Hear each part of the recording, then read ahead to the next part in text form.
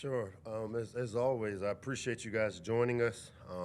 This quick look back to UConn, but was really pleased with how we attacked what we called our liftoff of our 2024 season.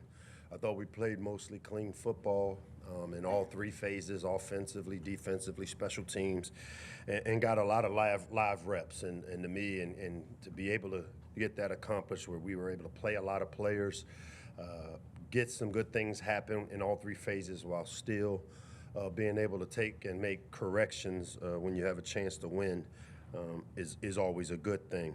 When you look at last week and then leading into this week, obviously, when you start thinking big picture about our team, it starts with, we've been laying this foundation for this year's team from the time we got here. It's the start of new Maryland football legacy, to try to find a way to create a new football legacy for Maryland. And like I said, it didn't start in last week's game.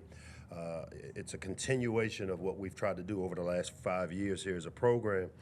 And each game this season is another step towards us being able to do that. We have Michigan State coming in.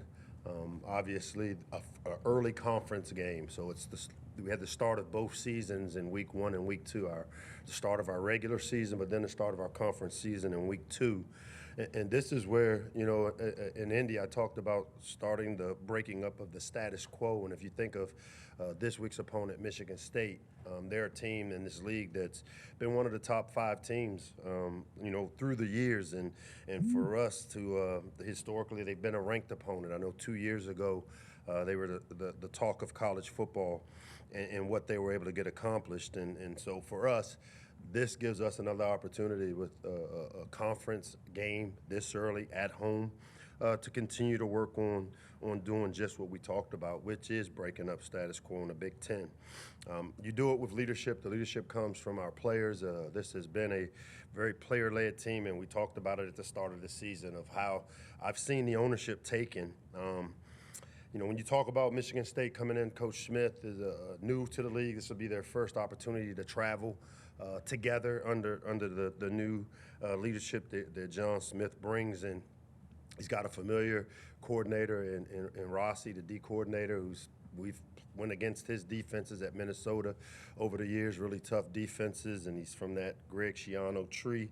Offensively, the Oregon State system and a really physical system where they want to run the football, take the play action shots. And a week ago they had a tough season opener that they found a way to win. And then if you look at the way this team is made up, they've got 61 new players, and we've kind of been there before where you're implementing new players, new philosophies, new systems. And I would expect, like we think, making that jump from week 1 to week 2, I would expect to see a jump on their side. Their defense looked really good last week. The 2 big stops at the end of the game to finish the game shows that they've got some guys over there. What's our mindset heading into this week? For us, it's one of the earliest weeks we've had a Big Ten opener. Like I told our team, the expectation for us is what we saw last Saturday is what we saw all camp long. We saw Roman Hemby run the ball the way he did in training camp in the game. We saw Nolan Ray, who we've talked about around here, the big plays he made in the spring and the ones he made in the fall. We saw those things, but we also saw the flip side of it where we had some miscues. It's funny, and we had a miscue on a play that what happened in the game, the same miscue happened. And so one of the things going into this week that we want to focus on is what you see is what you get. And the week of practice that we've got to have to go have success this week, we need to see it. We need to put the work in this week. And like I said, I do expect us to have a big jump from week 1 to week 2. Before I close up, I got Dustin said something about CQ. So I don't know if you saw my Emmy Award-winning commercials, with the manicure. So hopefully you guys go get yourself a CQ Terps script or M-Block card here. It's a great card. I'm going to read my lines here. It's a great card. It has a ton of perks, especially for Terp fans like you guys. Discounts on the concessions and Terp gear. And I love wearing my Terp gear. And the built-in rewards and benefits and community partners. So CQ, again, has been a great partner. And I say this in jest, but I really do mean it. It's been great to work with CQ, especially in this age of NIL and financial responsibility, our players, and the relationship that we've created through the partnership, I think will be very beneficial. Game captains this week, Glendon Miller, Rex Fleming, and Ty Felton will lead us in our conference opener against Michigan State. And with that, I'll open up for questions. Mike, what are some qualities you've observed about Billy that make him a leader? And kind of a follow-up to that would be, how would his personality, would you say, or the way he carries himself is similar or different than that of Leah? What are the characteristics of Billy's game? I think that it goes back, what you see is what you get. I mean, who Billy is when you meet him is who he is as a player. Very rarely do you see him get excitable. I think he has emotion, and he's one of those guys that, he's on both sides of the aisle per se. Like, you'll see him hanging out with the running backs, and then he'll be with the big old linemen. And he kind of gets along with everybody. And to me, when you think of a quarterback, it's a person that elevates the level of his teammates. And I always say he has to have the mind of a coach and the skill of a player. And those are characteristics that Billy showed early. It's a little-known secret, man. Billy was like Leah's brother's keeper. If I needed Leah to get somewhere on time, Billy, as his backup, was the guy. And they had a really strong relationship. I know Leah texted me immediately after the game that Billy had a week ago and was super excited for Billy. So very similar characteristics. I think Leah left, like I said, that the work ethic that it takes to play quarterback in this system, that foundation he left for a guy like Billy and the rest of the guys in our program. So, but Billy has some natural leadership abilities, and he doesn't get, excitable. He kind of stays even keel, which you like to see out of a quarterback. Mike, you mentioned that this is the earliest you guys have entered conference play since you got here. What are some of the challenges in playing a league game this early in the season, especially against a team with a lot of changes Michigan State has had in the offseason? I don't necessarily think there's challenges other than, we've got to get going right now. There's no easing in the conference play, and we know the value and what conference wins mean, because when you start running your mouth about competing for championships, it starts with being able to win in conference. And, week 2, traditionally, we've kind of built into our conference play, and it's here now. Now, we played, obviously, that shortened season in 2020 where we played immediately, I think, Minnesota pretty early. But for this one, I think it's important for our players to understand, like, there's 2 seasons in every season. You got your regular season, but then once conference play starts, these things become really valuable, really important. And I think for us, as we try to build momentum, it's important to get off to a fast start in conference play. Follow up on the offensive line. You've had a chance to let the tape, the dust is settled from this past Saturday. What impressed you the most about how they came together, and what are you looking moving forward? I thought for the first time 5 guys that hadn't played together in a game, if you're a football aficionado and you understand like what UConn did up front, movement everywhere. I mean, some things like really tough stunts up front. The communication and the way those guys were able to kind of fight through it, because there were some 50-50 runs where they hit us for -yard runs, but then we hit them for a 50-yard run. I thought the inexperience of the O-line, I was really pleased to see how they handled all of the stuff they faced in the game against UConn, and it'll only make us better because it builds the toolbox for those guys. Hey, Coach. Building off over here. Building off Dave's first question, playing a conference game this early in the season, was that something that you kind of wanted to give yourself and the team a challenge? And is it something that moving forward you're maybe more open to? Because, again, as you mentioned, it was really just the pandemic season that this has really been the case for you.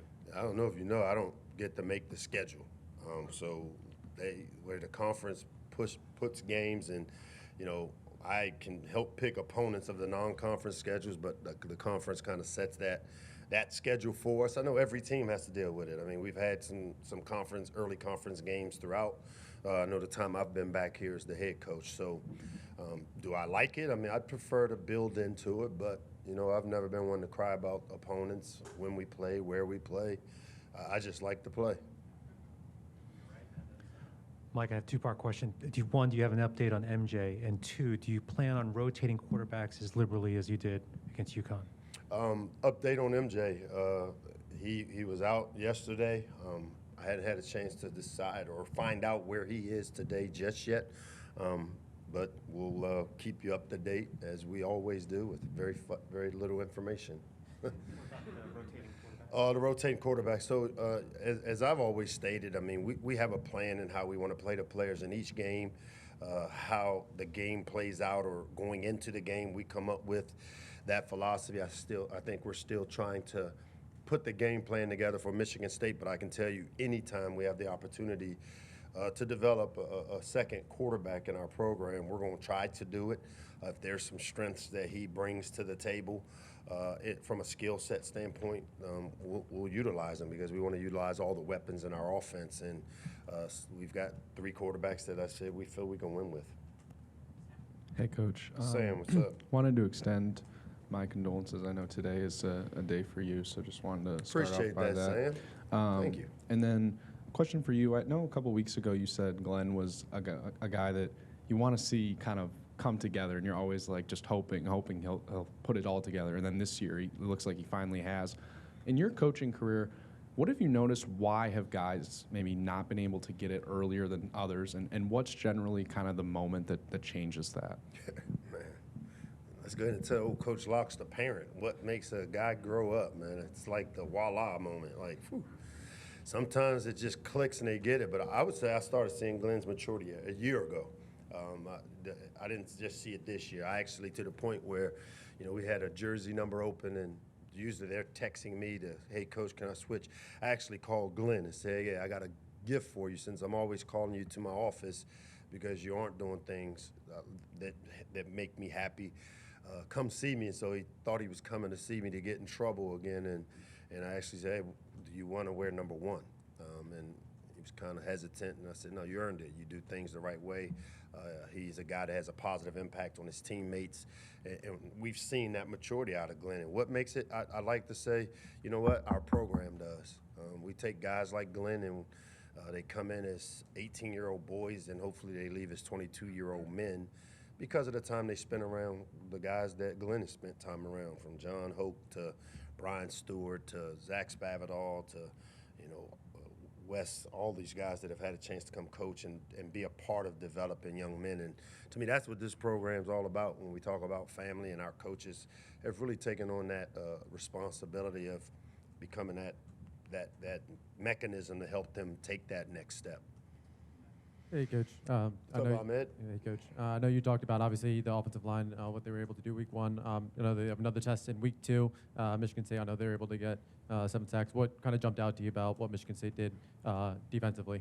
Yeah, they're 2 DNs, big-time players, obviously. I had a chance to recruit Chris Bogle a little bit at my previous place, and really good player, transferred in there from Florida.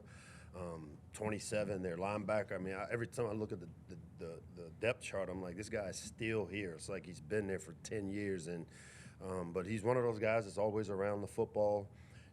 They play good team defense. Their D coordinator is a guy that is well respected in this league.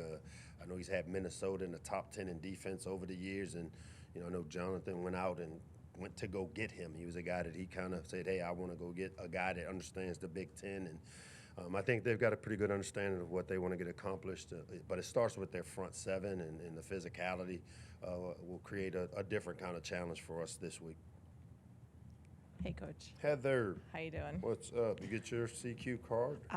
Every time they score 50 points, we get $50 extra on there, right? Man. I get him a manicure. Yeah.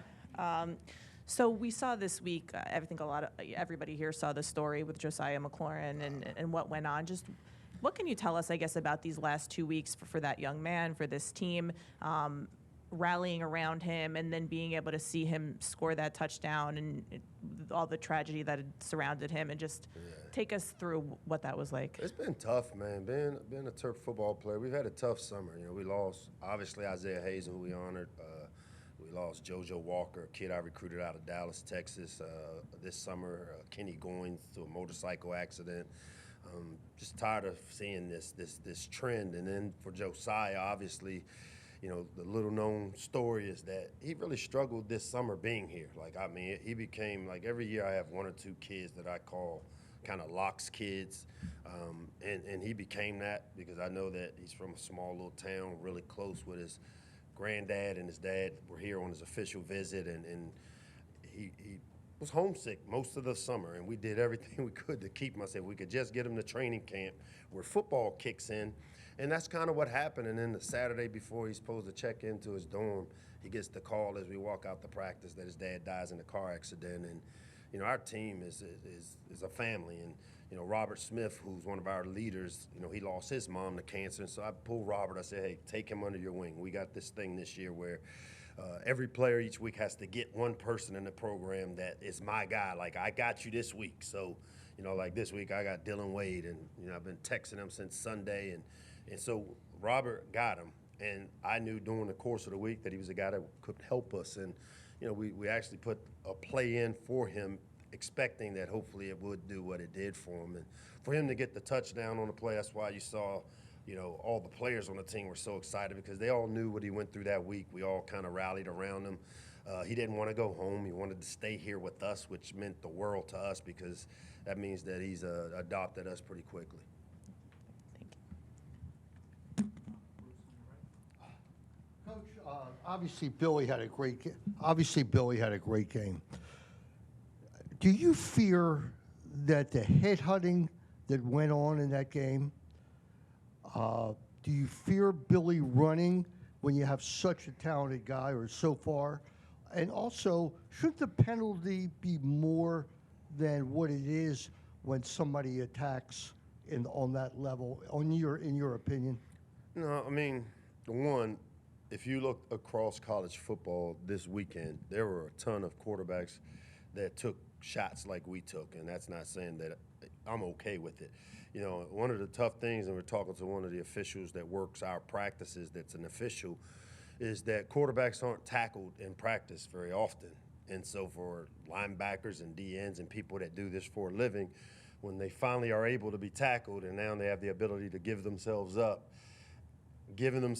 sliding, the timing of it, a lot of it to me is timing. I don't know if it was if these were intentional, but if you look across the country, there were a ton of these things, and they're hard to police. But as you get guys ejected from the game, which happened in quite a few of them, I think that you'll see them get better at it as we get into the season because of the lack of tackling quarterbacks in practice. And you know, for our guys, you know, I don't want our quarterbacks taking shots like that. I'd prefer them dive. We've worked on diving on the mats, protecting ourselves. Is there a time and place for sliding and giving yourselves up? For sure, but we want to get out of bounds. We teach our guys how to not take those extra shots. And, you know, some of it is just playing football. And you know, I grew up on the defensive side of the ball, and, you know, I don't want to take the teeth away from our defense, and there's some things we can't do that they can do. And, you know, but I don't think they were intentional in terms of how they were, but they were ugly shots. I will say that. Coach Moore addressed you about that after the game? No, didn't even.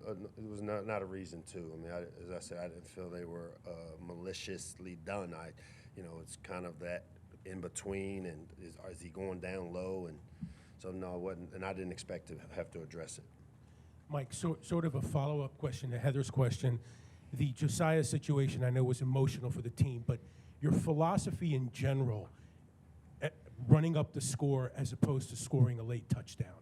What are your thoughts on that? I don't know about running up scores. I've never, ever, I got too much respect for our opponents. And I'm not saying you I won't. know, but Right. just in general, to run up a score, no.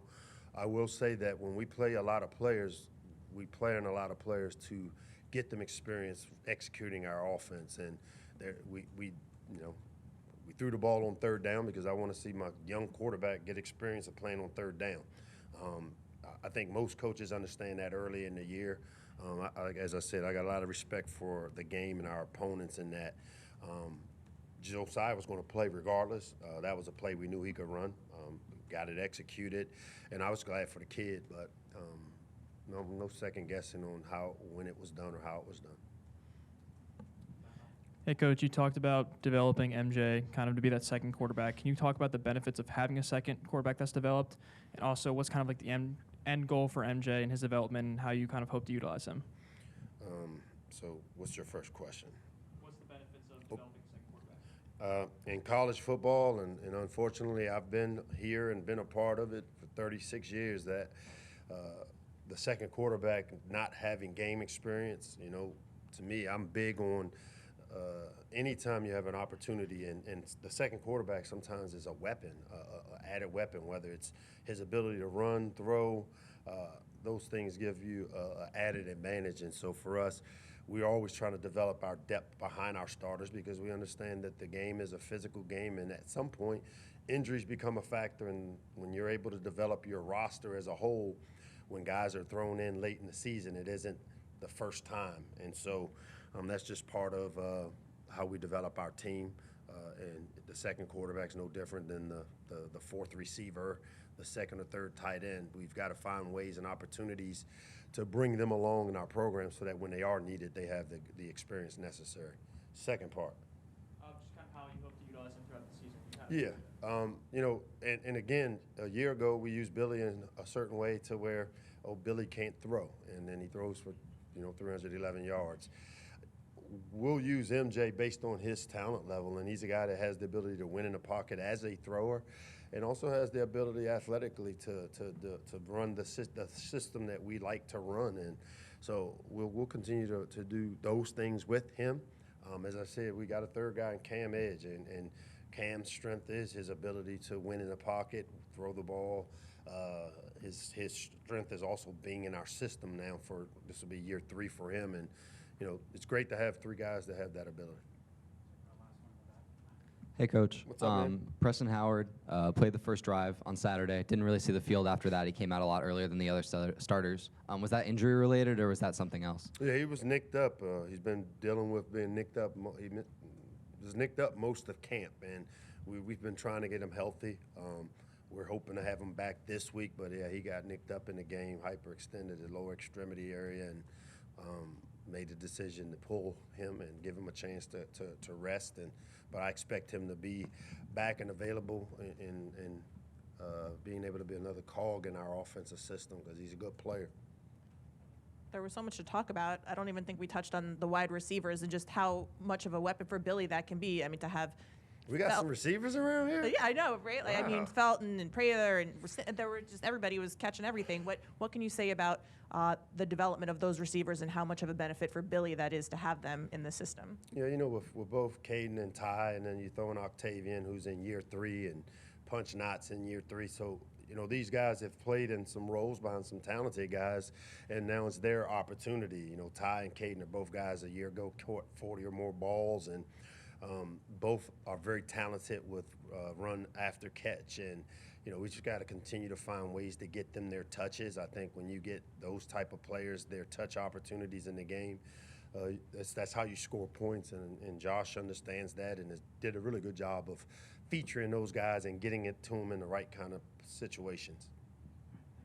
Thank you. Thank you very much.